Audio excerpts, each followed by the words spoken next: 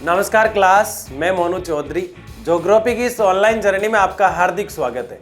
कक्षा 12 का भूगोल पढ़ते हम आगे बढ़ रहे हैं और कक्षा 12 के इस हमारे भूगोल में जो मानव भूगोल के मूल सिद्धांत है उसका सेकंड चैप्टर हम पढ़ रहे थे। सेकंड चैप्टर का खुशी की बात है कि आज लास्ट एंड फाइनल लेक्चर है। इसके बाद कल के लेक्चर से हम जो है हमारा थर्ड वाला चैप्टर शुरू करेंगे।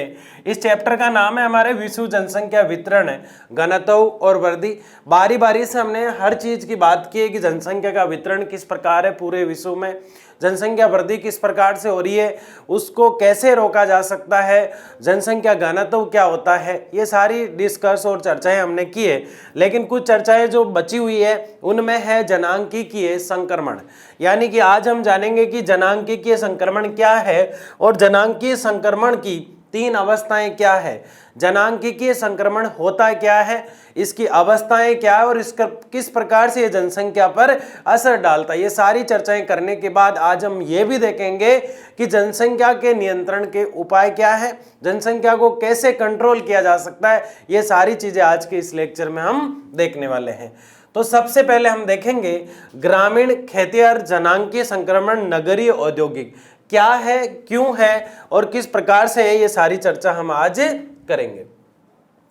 तो बड़े ही ध्यान से, बड़े ही मजेदार ढंग से, शांति से, सही तरीके से इस लेक्चर को हमें समझना है। सबसे पहले हम ये जानते हैं कि जनांकीय संक्रमण है क्या। जनांकीय संक्रमण का मतलब है एक व्यक्ति एक स्थान से उठकर यानी उद्गम कर जाता है। क्या कर जाता है? व्यक्ति उद्गम कर जाता है किसी स्थान से या फिर अपना स्थान बदल लेता है, उद्गम कर जाता है। उद्गम को कहते हैं उत्प्रवास। क्या कहा जाता है इसको? उत्प्रवास। एक व्यक्ति अपनी जगह से उद्गम या उत्प्रवास कर लेता है और वो किसी दूसरे स्थान पर चला जाता है, यानी कि वहां उसका आगमन हुआ है। क्या हुआ है? आगमन। जहां उसका आगमन हुआ है उसको कहा जाता है आप्रवास। उसको क्या कहा जाता है? आप्रवास। ठीक है, ये बात हमारे समझ में आ गई कि एक व्यक्ति एक स्थान से उठकर दूसरे स्थान पर जब जाता है उसका उठना उद्गम है और आना आगमन है। इसी को उत्प्रवास और आप्रवास कहा जाता है। इस प्रक्रिया में व्यक्ति ने अपने प्रवास स्थान को बदला है। किसको बदला है? प्रवास स्थान को। अब व्यक्ति उठना कहां से चाहेगा? व्यक्ति वहां से उठेगा जहां शिक्षा कम है। मतलब क्या है? शिक्षा नहीं है तो क्या है? यहाँ पे अशिक्षा है। क्या है? यहाँ पे अशिक्षा है और यहाँ शिक्षा होगी इसलिए वो आना चाह रहा है। यहाँ चिकित्सा की सुविधाएं उसे नहीं मिल रही है। यहाँ चिकित्सा की सुविधाएं उसे नहीं मिल रही है, यहाँ उसे अच्छी मिल रही है। यहाँ उसे रोजगार नहीं मिल रहा है लेकिन उस स्थान पर उसकी बेरोजगारी खत्म हो जाती है। यहाँ के सामाजिक परिवेश से या पर्यावरणीय या क्लाइमेटली वेदर किसी भी प्रकार की समस्याओं से अगर व्यक्ति दुखी है तो वो अपने स्थान को बदलकर दूसरे स्थान पर जाता है, वो उसका आप्रवास कहलाता है। क्या हम आप्रवास और उत्प्रवास पढ़ रहे हैं? बिल्कुल भी नहीं पढ़ रहे हैं। हम ये देख रहे हैं कि इसको समझे बगैर इसको नहीं समझा जा सकता। हम हमारे टॉपिक से कनेक्ट होने का प्रयास कर रहे हैं। जनांकीय संक्रमण ये कहता है कि एक व्यक्ति इस स्थान से उत्प्रवास कर रहा है। किस स्थान से उत्प्रवास कर रहा है? इस स्थान से उत्प्रवास कर रहा है गांव वाले से, और वो इस शहर की तरफ आ रहा है, यहां उसका आप्रवास हो रहा है। आप्रवास। उत्प्रवास उसने इसलिए किया क्योंकि वहां की जो जिम्मेदारियां थी, वहां का जो बेरोजगारी का माहौल था, वहां अशिक्षा का माहौल था, वहां उसको वो चीज नहीं मिल पा रही थी जो उसको चाहिए। उसकी तलाश में वो नगर की ओर आया। यानी वो चीजें जो उसको यहां से धकेल रही है, उन प्रतिकर्ष कारणों के कारण, प्रतिकर्ष मतलब धकेलने वाले कारणों के कारण ये व्यक्ति इस स्थान से उठकर यहां आया, तो ये कहलाएगा इसका अपकर्ष। अपकर्ष यानी कि आप सिर्फ इतना याद रखें, प्रतिकर्ष, उत्प्रवास और उद्गम का मतलब है एक व्यक्ति जिसको सुविधाएं, रोजगार, शिक्षा, चिकित्सा नहीं मिल रही है, वो अपना स्थान बदलता है। क्या बदलता है? स्थान। और जहां पहुंचता है अपकर्ष, आप्रवास या उसका आगमन कहलाता है।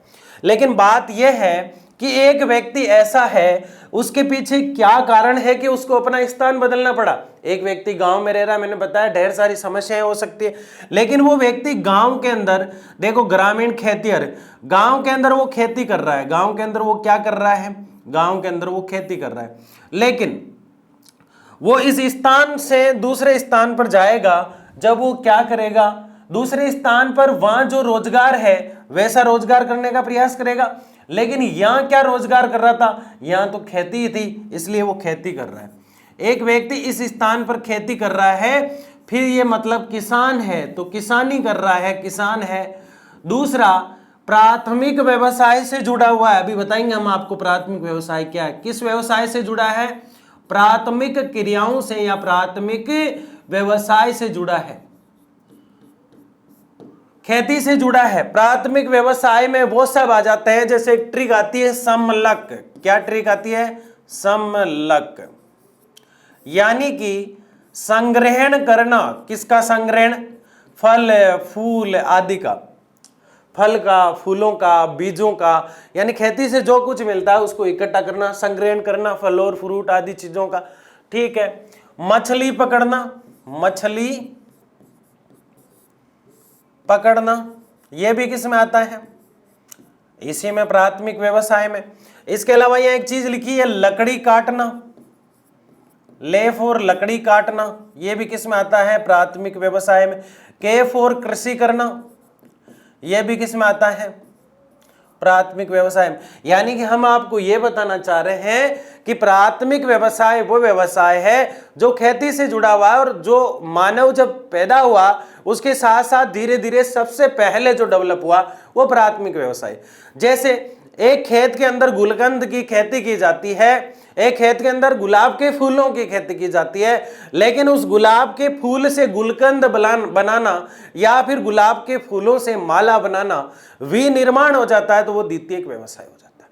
अगर यहां तक समझ में नहीं आता तो एक सिंपल उदाहरण, गेहूं का उत्पादन किसान करता है, प्राथमिक व्यवसाय है, लेकिन उन गेहूं को ले जाकर उनका गेहूं का आटा पीसकर उनसे बिस्किट बना देना उद्योग हुआ, यानी गेहूं का पुनः निर्माण हुआ। किस रूप में, बिस्किट के रूप में। तो वो जो पुनः निर्माण हुआ है उसका पुनः रूपांतरित हुआ है, रूप परिवर्तित उसका जो हुआ है, विनिर्माण जो हुआ है उद्योग के अंदर हुआ है, और औद्योगिक प्रक्रिया सारी द्वितीयक व्यवसाय में आ जाती है, और शहरों के अंदर जो होता है वो द्वितीयक व्यवसाय होता है, द्वितीयक। अब जैसे डॉक्टर है, चिकित्सक है, डॉक्टर मतलब एजुकेशन में अध्यापक है, परिवहन वाले हैं, संचार वाले हैं, वो सब इसी में आ जाते हैं, तो वो कहलाते हैं डॉक्टर वगैरह, ये सब कहलाते हैं तृतीयक व्यवसाय में आते हैं। किस में आते हैं, तृतीयक व्यवसाय। तो ये चीज हम देख रहे हैं, लेकिन जनांकीय संक्रमण को देखते हुए बढ़ने का प्रयास हम कर रहे हैं कि गांव में खेती करने वाला व्यक्ति आज शहर में आ जाता है, क्योंकि उसको वहां सुविधाएं नहीं मिलती है, और शहर में आके वो द्वितीय कार्य से जुड़ेगा तो वो उद्योग में काम करेगा। किस में काम करेगा, उद्योग में काम करेगा। कल तक वो किसान था, लेकिन आज वो मजदूर कहलाएगा, क्योंकि यहां पे जो मजदूरी कर रहा है वो किससे रिलेटेड है, उद्योग से रिलेटेड। यानी कि जनांकीय संक्रमण का मतलब है ये खांसी से होने वाला संक्रमण नहीं है, लेकिन इसको संक्रमण इसलिए कहा जाता है कि एक शहर के अंदर ज्यादा सुविधाएं हैं और गांव के अंदर जो सुविधाओं की कमी है, उन सुविधाओं के लिए लालायित होकर, उन सुविधाओं की चाह में व्यक्ति शहर की तरफ दौड़ता है, नगर की तरफ दौड़ता है, अपने पास के बड़े कस्बे की तरफ दौड़ता है, और वहां की जनसंख्या जो बढ़ जाती है, इसको कहा जाता है जनांकीय संक्रमण। इसको क्या कहा जाता है, जनांकीय संक्रमण। क्योंकि यहां व्यक्ति का जो है काम करने का तरीका जो है वो चेंज हो जाता है, काम चेंज हो जाता है, व्यक्ति को सुविधाएं मिलने लग जाती है, इसलिए जनांकीय सुविधा जो है, जनांकीय संक्रमण जो है, कहने को तो एक सुविधा है, लेकिन वास्तव में ये आज के समय में एक संक्रमण का माहौल पैदा कर देती है। हमने जब चैप्टर फर्स्ट पढ़ा था उसमें लेक्चर 2 या 3 में बात की थी धारावी बस्ती जो बंबई की है, मैंने बताया 1.7 किलोमीटर के अंदर 10-10 लाख लोग रह रहे हैं, सार्वजनिक शौचालय होते हैं, कितने दुखी होंगे। क्यों रह रहे हैं, क्योंकि वो जनांकीय संक्रमण है। वो क्या है, जनांकीय संक्रमण। 12,197 27 के आसपास जनघनत्व जो है दिल्ली का देखने को मिल रहा है, इसके पीछे कारण क्या है? जैसलमेर में 17 लोग ही प्रति वर्ग किलोमीटर में क्यों मिल रहे?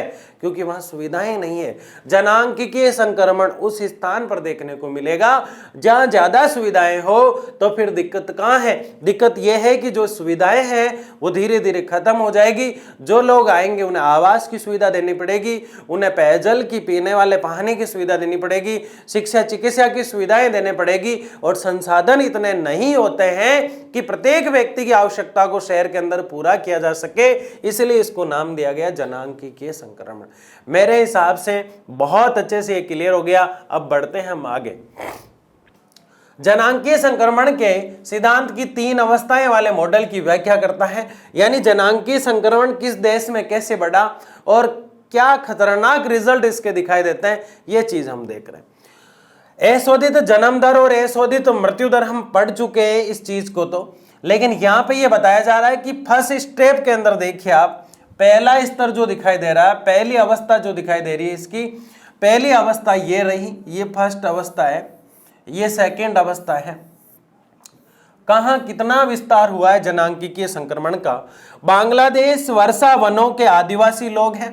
फर्स्ट स्तर पर वहां देखें तो पहली अवस्था के ऊपर वहां देखें तो बहुत कम लोग जो है वहां ज्यादा पनप पा रहे हैं, क्योंकि वहां का जनांकीय संक्रमण बहुत कम है। क्योंकि जो लोग आदिवासी वनों में रहते हैं उन्हें शहर के बारे में नॉलेज नहीं है। वनों के आदिवासी लोग ट्राइबल सर्वल एरिया, TSP जिसको कहा जाता है, ये लोग जो होते हैं उस क्षेत्र में जिसमें रहते हैं, जंगलों में, पहाड़ों में, वनों में, वहां कंदमूल और फल फ्रूट खाकर अपनी जीविका चलाया करते हैं। और अपनी जीविका अर्जन के लिए कुछ फुल बॉर्डर पे जो मथाई जनजाति के जिस प्रकार से मेले लगते हैं, बेंदा की कहानी में हमने देखा, तो उस कहानी के माध्यम से भी हमें सीख मिली कि जनजाति के लोग अपनी ही दुनिया में खुश रहते हैं। इसलिए जहां जिस देश में ज्यादा जनजाति है वहां आज भी ये दुख की बात है कि जनजाति का विकास नहीं किया जा रहा है, लेकिन वह जनांकीय संक्रमण कम देखने को मिलता है, और ऐसा है बांग्लादेश। जनांकीय संक्रमण, लेकिन ये प्रथम अवस्था की बात हम कर रहे हैं, बहुत पुराने टाइम की बात कर रहे हैं। आज तो बांग्लादेश भी इस तरफ घसीटा जा रहा है। चकमा शरणार्थी जिन्हें हम कहा करते हैं वो बांग्लादेश के लोग हैं, यानी कि वहां की सुविधाएं इतनी कम हो गई, जंगल काटे गए हैं। जंगल कटने के कारण आदिवासी लोगों को भी आज पनाह चाहिए। तो पहली अवस्था में इस प्रकार का मामला दिखाई दिया। दूसरी अवस्था की अगर हम बात करें, जनसंख्या में प्राकृतिक वृद्धि दर हुई, मृत्यु दर और जन्म दर ने इफेक्ट डाला, और ऐसे देश थे पेरू, श्रीलंका और केन्या। पेरू, श्रीलंका और केन्या जो थे वहां जनसंख्या विस्तृत होती रही है और होती जा रही है। ये द्वितीय अवस्था है, कोई बड़ी बात नहीं है, बिल्कुल सिंपल चीज है ये। कनाडा, जापान और संयुक्त राज्य अमेरिका की बात करें, कनाडा और जापान और संयुक्त राज्य अमेरिका की बात करें तो यह उतार चढ़ाव दिखाई देता है, क्योंकि बड़े शिक्षित देश हैं, बड़े समझदार देश हैं। जब भी इन्हें लगता है कि कोई दिक्कत आ रही है, हमारा विकासशील हम जो विकसित है वो विकासशील की श्रेणी में ना आ जाए। एक विकसित कंट्री हमेशा ये प्रयास करता है कि वो कभी भी बैक नहीं जाए, कभी भी विकासशील की श्रेणी में ना जाए। विकासशील तो हर कोई हो सकता है, लेकिन विकसित देश होना बहुत बड़ी बात है। आप जानते हैं जिस देश के पास सारी सुख सुविधाएं हो, जो आत्मनिर्भर हो, जिसके पास सब संसाधन हो, वो देश कहलाता है विकसित। लेकिन जिसके पास संपूर्ण संसाधन नहीं हो, जिसको मांग के उधार ले लेके काम चलाना पड़ता हो, वो विकासशील की श्रेणी में तो आ जाता है, लेकिन उनमें से 1-2 ही विकसित बन पाते हैं। ऐसे बहुत सारे कंट्री हैं। तो उतार चढ़ाव वाली अवस्था जो है वो कहां देखने को मिल रही है? अब मैं आपको बता दूं कि ये था क्या, ये हमने समझा है, लेकिन ये पूछा कैसे जाता है, इसमें क्या है? वो कौन सी अवस्था है जिसमें जनसंख्या का जनांकीय विस्तार देखा गया? तो वो सेकंड अवस्था है, और इसमें विस्तार देखा गया। कहां देखा गया? श्रीलंका, केन्या, पेरू आदि जगह इसका विस्तार देखा गया। वो जनांकीय संक्रमण की वो कौन सी अवस्था थी जिसका असर कनाडा, जापान और संयुक्त राज्य अमेरिका में देखा गया? तो वो थर्ड अवस्था थी। जनांकीय संक्रमण की थर्ड अवस्था के अंदर जनसंख्या का जो माहौल है वो कैसा था? तो निम्न उतार और चढ़ाव वाला माहौल था। वर्षा और वनों के आदिवासी लोग किस अवस्था का जिक्र कर रहे हैं हम जनसंख्या की? तो फर्स्ट वाली की और बांग्लादेश की बात कर रहे हैं। आगे अगर हम देखें तो बहुत प्यारी चीज हम देख रहे हैं, जनांकीय संक्रमण की जो 3 अवस्थाएं हमने पढ़ी है, इन 3 अवस्थाओं में ये जो अवस्थाएं आपको दिखाई दे रही है, जनांकीय 3 अवस्थाएं जो फर्स्ट, सेकंड और थर्ड हमने पढ़ी है, उसको बहुत डिटेल से, बहुत समझते हुए एक शानदार ढंग से हम पढ़ने का प्रयास कर रहे हैं। प्रथम अवस्था में देखा हमने उच्च प्रजननशीलता व उच्च मत्यर्ता होती है। उच्च मत्यर्ता का मतलब क्या है और प्रजननशीलता का मतलब क्या है? प्रजननशीलता का मतलब है अपने ही परिवार को आगे बढ़ाना, अपने ही परिवार को आगे बढ़ाना। ये देखो, बढ़ा कि नहीं बढ़ा, इसके दो, इसके दो, इसके दो, अपने ही परिवार को आगे बढ़ा देना उच्च प्रजननशीलता दिखाई देती थी।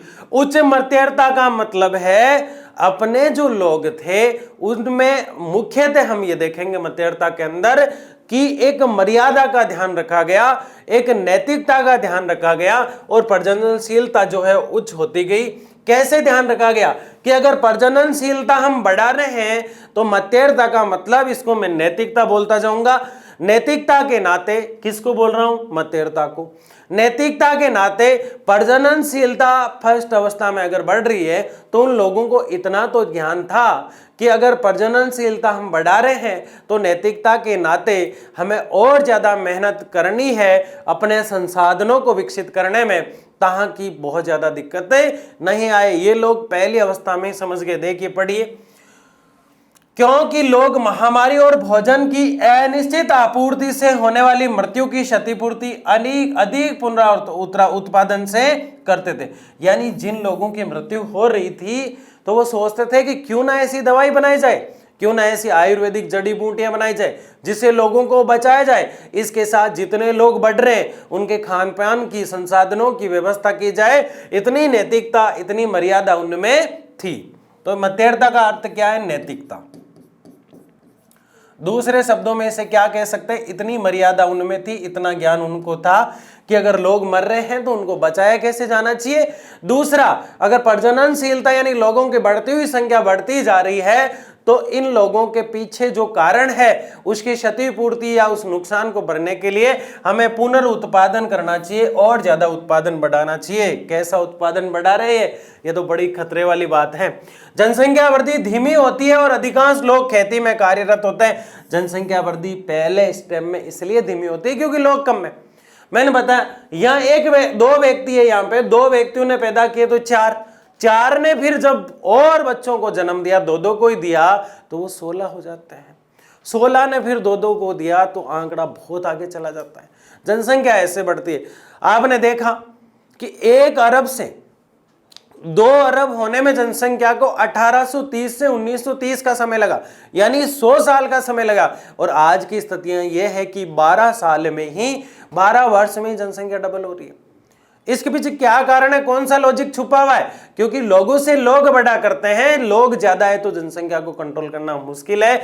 यहां वृद्धि धीमी इसलिए होती थी क्योंकि लोग ही कम थे और अधिकांश लोग खेती में कार्यरत होते थे, जहां बड़े परिवारों की परिसंपत्ति माना जाता था। जीवन प्रत्याशा निम्न होती थी।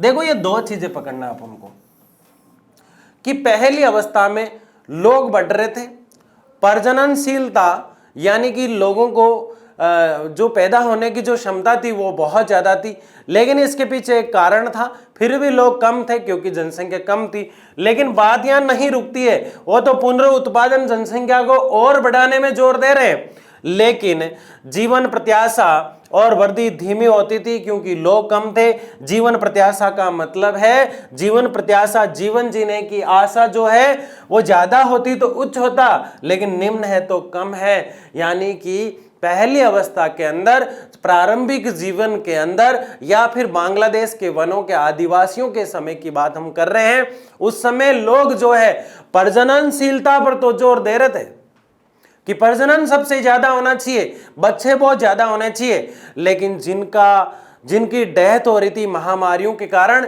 उनके लिए वो और जोशों से पुनरुत्पादन और संसाधनों की व्यवस्था करने में लग जाते थे। लेकिन उस समय जनसंख्या की रफ्तार बहुत धीमी थी क्योंकि लोग कम थे और जीवन प्रत्याशा यानी जीवन जीने की जो आशा थी वो बहुत कम, नगण्य थी। क्यों? क्योंकि सुख सुविधाएं नहीं थी, शिक्षा नहीं थी, चिकित्सा नहीं थी, लोग जानते ही नहीं थे कि किस डॉक्टर से क्या करवाना है, डॉक्टर भी नहीं थे।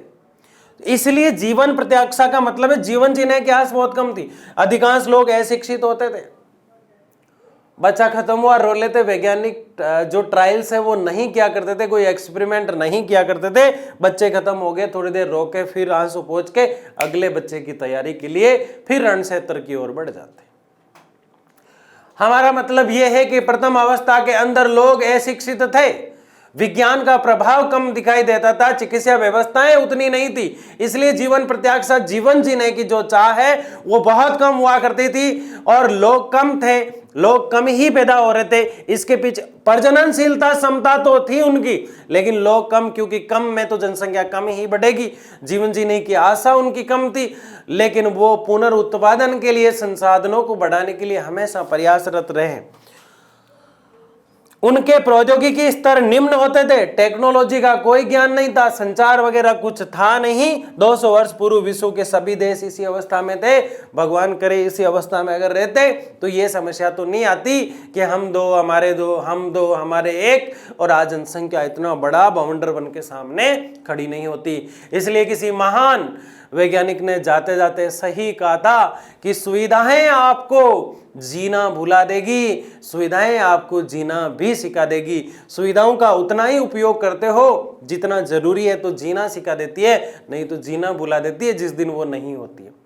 जैसे आप मोबाइल से वीडियो देख रहे हैं, अच्छी बात है, आपने लेक्चर को देखा, समझा, पढ़ा और अपनी लाइफ अच्छे से बना सकते हो, लेकिन बीच में ऐड आया, ये कौन सी नई वेब सीरीज आई है, उसको देखने लग गए और धीरे धीरे अपने जीवन को तबाह कर लेते हैं। तो ये मोबाइल जो आपके हाथ में, ये अगर लाइफ को बिगाड़ सकता है और बना सकता है, तो फिर बताओ वैज्ञानिकों ने ऐसी ऐसी चीजें दी है जो लाइफ बनाती भी है और बिगाड़ती भी है। 200 साल पहले जीवन जीने की आशा बहुत कम हुआ करती थी, लेकिन प्रजननशीलता बहुत ज्यादा थी, फिर भी जनसंख्या धीमी गति से बढ़ती थी। नैतिकता और मर्यादा का विकास होता था। उस समय लोग एक दूसरे को समझते थे, संसाधनों की व्यवस्थाओं में लगे रहते थे, पुनरुत्पादन पर जोर देते थे। यह थी हमारी प्रथम अवस्था, सबको समझ में आ जानी चाहिए। दूसरी अवस्था थोड़ी सी घातक होगी इससे। देखिए क्या है, द्वितीय अवस्था के प्रारंभ में प्रजननशीलता ऊंची बनी रही, किंतु ये समय के साथ घटती जाती है। फिर लोग समझने लग जाते हैं, प्रजननशीलता को थोड़ा धीमे करते हैं, थोड़ी सी रफ्तार धीमे कर लेते हैं। लोगों को समझ में आ जाने लग जाता है कि जनसंख्या ज्यादा नहीं बढ़ाना है, ऊंची बनी रहती है, किंतु ये समय के साथ साथ शुरू में तो तेज होती है पहली अवस्था में, फिर धीरे धीरे घटती जाती है, समय के साथ घटती जाती है। यह अवस्था घटी हुई मृत्यु दर के साथ आती है। घटी हुई मृत्यु दर घटना मतलब देश में जनसंख्या, विश्व में जनसंख्या का बढ़ना। मृत्यु दर का बढ़ना यानी मरने वाले लोगों की संख्या का बढ़ना मतलब जनसंख्या कंट्रोल। जन्म दर का कम होना मतलब जनसंख्या में कंट्रोल। जन्म दर ऊंची घातक होती है, मृत्यु दर नीची घातक होती है। जन्म दर ऊंची का मतलब यह है कि ऊंची मतलब बच्चे पैदा हो रहे हैं, मृत्यु दर घट रही है मतलब मर रहे नहीं रहे लोग, तो इसका मतलब जनसंख्या बढ़ जाती है। ये हमेशा याद रखें। और 3 कारक ऐसे हैं जो जनसंख्या को बहुत प्रभावित करते हैं। एक तो प्रवास, उसके अंदर जनांकीय संक्रमण आ जाता है, एक जन्म दर और मृत्यु दर। ये दोनों चीजें CBR के नाम से हमने पढ़ी है। घटी हुई मृत्यु दर के साथ आती है स्वास्थ्य संबंधी दशाओं में स्वच्छता में सुधार के साथ मध्यमता में, नैतिकता में कमी आती है। इस अंतर के कारण जनसंख्या में होने वाला शुद्ध योग उच्च होता है। यानी कि अगर यह प्रजननशीलता कम कर दी तो जनसंख्या कंट्रोल होगी ना? अरे नहीं होगी मेरे भोले डाले पंछी। यहां तो मानव ने प्रजननशीलता कम कर दी, लेकिन देखो दोनों अवस्थाओं की अगर हम बात करें तो आप तीसरी ऑटोमेटिक ही समझ जाओगे कि तीसरी में गुणगान होगा दोनों का। पहली अवस्था में हमने क्या देखा कि व्यक्ति प्रजनन बहुत करता था, लेकिन चिकित्सा सुविधाएं नहीं थी। क्या नहीं थी? चिकित्सा की सुविधाएं नहीं थी, इसलिए जो जनसंख्या है वो धीमी गति से बढ़ा करती थी और जीवन जीने की आस नहीं थी, क्योंकि चिकित्सा नहीं थी, जीवन प्रत्याशा नहीं थी। लेकिन सेकंड स्टेप में आप देखिए, प्रजनन जो है उसको तो मानव ने काफी हद तक कंट्रोल कर लिया, लेकिन जीवन प्रत्याशा बढ़ गई। क्या बढ़ गई? जीवन जीने की आस जो है बढ़ गई, क्योंकि अब डेवलप होने लग गया कौन? चिकित्सा। अगर अब चिकित्सा डेवलप होने लग गई तो लोग जो है वो धीरे धीरे अपने स्तर पर जिंदा रहना सीख जाएंगे। तो सेकंड स्टेप ये कहता है मर्यादा नैतिकता को गोली मारो। अब तो ये याद रखो कि प्रजननशीलता बढ़ रही है या नहीं बढ़ रही है, उस पर चिकित्सा कितना जो इफेक्ट डाल रही है। ये दोनों चीजें हमने देखी।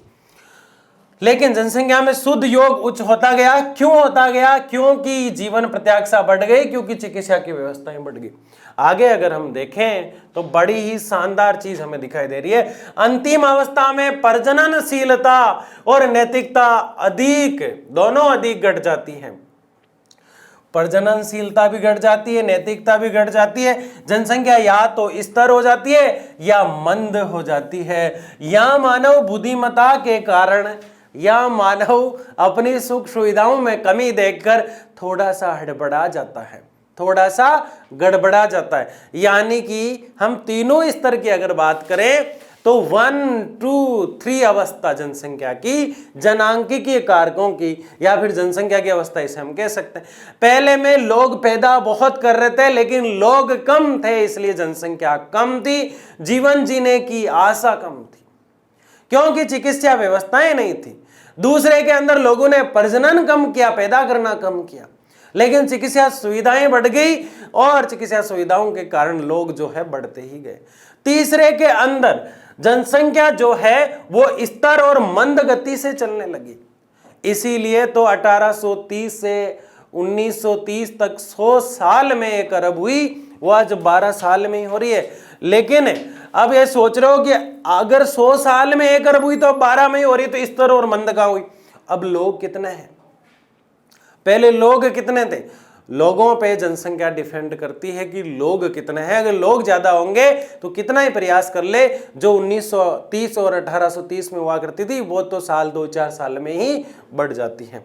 तो स्तर हो जाती है, मंद गति से बढ़ती है। जनसंख्या नगरीय और शिक्षित हो जाती है। जनसंख्या नगरों की ओर चली जाती है तो नगरों में जाएगा कोई व्यक्ति तो शिक्षित होगा, ये डन है, डेफिनेटली सच है। तथा उसके पास तकनीकी ज्ञान होगा, टेक्नोलॉजी का विकास हो गया। ऐसी जनसंख्या विचार पूर्वक परिवार के आकार को नियंत्रित करती है, वो समझदार है। यानी कि पहली जो अवस्था थी वो जो दिखा वही सच है मानव के सामने, जो दिखता था। दूसरी अवस्था में थोड़ा ज्ञान हुआ उसे, थोड़ा ज्ञान। लेकिन तीसरी अवस्था में, थर्ड अवस्था के अंदर वो पूर्ण रूप से ज्ञानी है। अब अगर जनसंख्या बढ़ती है तो मानव खुद जिम्मेदार है, पूर्ण ज्ञानी है। यहाँ पे देखिए, मनुष्य जाति अत्यधिक नम्य है और अपनी प्रजननशीलता को समायोजित करने की योग्यता रखती है। इसका मतलब यह है कि प्रजननशीलता को समायोजित करने की योग्यता रखती है। इसका मतलब यह है कि मानव खुद समझदार है, वो जनसंख्या को जब चाहे कंट्रोल कर सकता है। लेकिन वो सोचे मैं क्यों करूं, मेरे घर में तो एक क्रिकेट टीम बन जाए, पड़ोसी के कम होंगे, देखा जाएगा। पड़ोसियों का कंपटीशन, उसके 10 बच्चे तो मेरे 12 होने चाहिए, मेरे 12 तो उसके 14, उसके 14 तो अगला उससे जो सोचेगा वो सोचेगा इसके 12, इसके 14, मेरे 16। देश की स्थिति कहां तक चली जाएगी आप सोचिए। वर्तमान में विभिन्न देश जनांकीय संक्रमण की विभिन्न अवस्थाओं में हैं। कई देश ऐसे हैं जो जनांकीय संक्रमण की अवस्थाओं से गुजर रहे हैं। कई देश तो ऐसे हैं जो आज भी पहली अवस्था में, कई ऐसे हैं जो कब के ही तीसरी अवस्था में चले गए। तो ये थी जनांकीय संक्रमण, कुछ बचा कुचा। अब हम देखेंगे जनसंख्या वृद्धि रोकने के उपाय क्या है। थॉमस माल्थस, क्या नाम बता रहा हूं मैं, थॉमस माल्थस जाते जाते 1798 में एक बहुत प्यारी बात के गए। उन्होंने कहा खाना कम लोग ज्यादा होना घातक है। रोटी बाटी तो घर में कम पड़ रही है और लोग ज्यादा है तो खतरा ही है भाई। ज्यादा भाषण देने की जरूरत ही नहीं है जनसंख्या पे। उन्होंने क्या कहा, ज्यादा लोग होंगे तो खतरा पैदा हो जाएगा लाडले, इसलिए रसगुल्ले की तो छोड़ो, तुम काले काले गुलाब जामुन तक नहीं खा पाओगे, क्योंकि ज्यादा लोग होंगे तो घातक होंगे। खाना कम और लोग ज्यादा घातक होते हैं। उपाय के नियंत्रण के उपाय की अगर हम बात करें तो थॉमस माल्थस की बात को मद्देनजर रखते हुए जनसंख्या उपाय के नियंत्रण जो है, जनसंख्या को कैसे नियंत्रित किया जाए, इसके उपाय क्या है। तो इसमें पहला उपाय शिक्षा का प्रसार करो। जो भी रास्ते में मिले कान के नीचे दबा के दो उसको और फिर समझाओ उसको, जनसंख्या नहीं बढ़ने देना है। नहीं तो आज जैसे मैं मार रहा हूं, कल 10-12 बच्चे भूख में तेरे को मारेंगे। मारेंगे कि नहीं मारेंगे? अरे शिक्षा प्रसार का मतलब है प्रत्येक व्यक्ति के पास बैठ के उसे समझाओ जिसको वास्तव में आज तक नॉलेज नहीं है। अगर आप आपके घर में मान लो पढ़े लिखे, आसपास में लोग कम पढ़े लिखे, तो उनको इस बात का आभास कराओ, इस बात का ज्ञान कराओ कि देश की जनसंख्या जो है बहुत तेजी से बढ़ रही है। इसको कंट्रोल करना बहुत जरूरी है। और हम तो छोटे बच्चे हैं साहब, आप ही कंट्रोल करो अभी, है ना। तो इस प्रकार से उनको ये बात समझाना है कि देश में जनसंख्या घातक होती है। शिक्षा का प्रसार, फिर उसको कहो परिवार नियोजन। बच्चे दो ही अच्छे, दो हो गए आपके अंकल, अब नसबंदी करा के अपना जो परिवार जो है उसको सीमित कर लो। बच्चे दो ही अच्छे, बच्चे कितने अच्छे? दो ही अच्छे। विवाह की आयु बढ़ा दो, ये खतरा है भाई, क्योंकि ऐसे संशोधन आने वाले हैं। सरकार इस पे कार्यरत है, सरकार इस पे कार्यरत है। प्यारे मित्रों, अब ये प्लान आने वाला है जब पुरुषों की आयु जो है काफी बढ़ा दी जाएगी, 20, 21, 25 तक कर दी जाएगी विवाह की, लड़कियों की 21 तक कर दी जाएगी। तो ऐसा प्लान आना चाहिए जिससे क्या है, जनसंख्या कंट्रोल हो।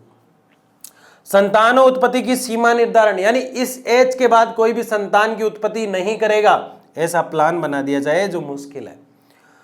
जनसंख्या शिक्षा, महिला शिक्षा, यौन शिक्षा एंड जनसंचार, यानी जनसंख्या शिक्षा, महिला शिक्षा और यौन शिक्षा, ये तीनों बहुत बड़ी चीजें हैं। क्योंकि जब तक महिला शिक्षित नहीं होगी, कौन शिक्षित नहीं होगा? जब तक महिला शिक्षित नहीं होगी समाज आगे नहीं जा सकता। क्योंकि महिलाओं को आज भी हाय दृष्टि से देखा जाता है। किस दृष्टि से देखा जाता है? हाय दृष्टि से देखा जाता है। समाज में उन्हें कम आंका जाता है। और सबसे बड़ी, हमेशा मैं हर क्लास में कहता हूं कि सबसे बड़ी जनसंख्या की समस्या जो है वो यहां से सोल्व होगी जिस दिन समाज के तबके में महिलाओं का सम्मान होने लग जाएगा, उन्हें है दृष्टि से नहीं देखा जाएगा। यत्र नार्यस्तु पूज्यन्ते तत्र रमन्ते देवता, जहां नारियों की पूजा होती है, स्त्रियों की पूजा होती है, महिलाओं की पूजा होती है, वहां देवता रमण करते हैं, ऐसा भारत में कहा जाता है। लेकिन ये सच्चाई नहीं है दोस्तों। आज भी कई क्षेत्र ऐसे हैं जब महिलाओं को बड़ी हीन भावना से, घृणा की दृष्टि से देखा जाता है। कोई भी डिसीजन लिया जाता है, चाहे वो संतान उत्पत्ति का डिसीजन हो, चाहे वो समाज के और डिसीजन हो, महिलाओं को उसमें इन्वॉल्व नहीं किया जाता। क्योंकि उन्हें ऐसा लगता है आज भी, जबकि इस देश की सर्वोच्च पद पर जो राष्ट्रपति है वो एक महिला है, द्रौपदी मुर्मू। यानी कि सर्वोच्च पद पर पहले ही महिलाएं गई है, आज भी जा रही है। चांद तक महिलाएं गई है, अंतरिक्ष में महिलाएं गई है। कल्पना चावला का नाम हम जानते हैं, सुनीता विलियम्स का नाम हम जानते हैं। महिलाओं ने हमेशा इतिहास रचा है, फिर भी ये मानव जो है मानने को तैयार नहीं है। इसलिए जब तक ये धारणा बनी रहेगी, ये सारे पॉइंट इर्द गिर्द घूमेंगे महिला के। शिक्षा का प्रसार अगर महिला में होगा तो महिला रोक सकती है। परिवार नियोजन के बारे में डिसीजन लेती है तो पुरुष बहुत कम लेते हैं, महिला लेती है, और महिला के डिसीजन को माना नहीं जाता। यौन शिक्षा दी जाए, लोगों को समझाया जाए कि इस प्रकार से जो है सुरक्षित यौन संबंध और परिवार कल्याण की बात की जाए, और जो जनसंख्या है उसको सीमित किस प्रकार से हम कर सकते हैं, ये सरकार के द्वारा नीतियां, नियम आदि बनाकर लोगों को समझाया जाए। इसके अलावा हमने ये सारी चीजें देखी, सब चीजों को समझा, जाना, और एक एक चीज को हमने देखा। आज ये हमारा पूरा दूसरा चैप्टर जो है वो कंप्लीट हो चुका है, शानदार तरीके से, मस्त तरीके से और जबरदस्त तरीके से हमने इस चैप्टर को भी पढ़ा। कई बच्चों के कई एग्जाम स्टेट में अभी भी चल रहे हैं और कईयों के रिजल्ट घोषित हो गए। मुझे लग रहा है कि अगले 2-4 दिन में हम सही स्टेबल तरीके से सारे बच्चे जुड़ जाएंगे। और जितना हो सके लाइक, शेयर और सब्सक्राइब करना है। जो भी बच्चा ज्योग्राफी, पॉलिटी, हिस्ट्री, किसी का भी विद्यार्थी है उसको यहाँ तक पहुँचाने का काम करें। लर्न एंड शेयर आर्ट्स का एक टेलीग्राम चैनल भी है, वहाँ अपने सवाल जवाब आप हमसे पूछ सकते हैं। जिसको भी दिक्कत हो वहाँ जो आने वाली क्लास है उसकी भी न्यूज़ मिल जाती है। ढेर सारे डाउट आपके माइंड में रहते हैं, हम एक एक चीज़ का सॉल्यूशन ढूंढ रहे हैं। आपके कमेंट बॉक्स में जो सवाल होते हैं वो हमें दिखाई दे रहे हैं और उनके निराकरण के उपाय भी हम ढूंढ रहे हैं। इसलिए लाइक, शेयर, सब्सक्राइब करना है, प्रत्येक बच्चे तक पहुंचाना है। अगले तीसरे चैप्टर के साथ हम बहुत जल्द मिलते हैं, तब तक के लिए विदा चाहते हैं। बहुत बहुत धन्यवाद।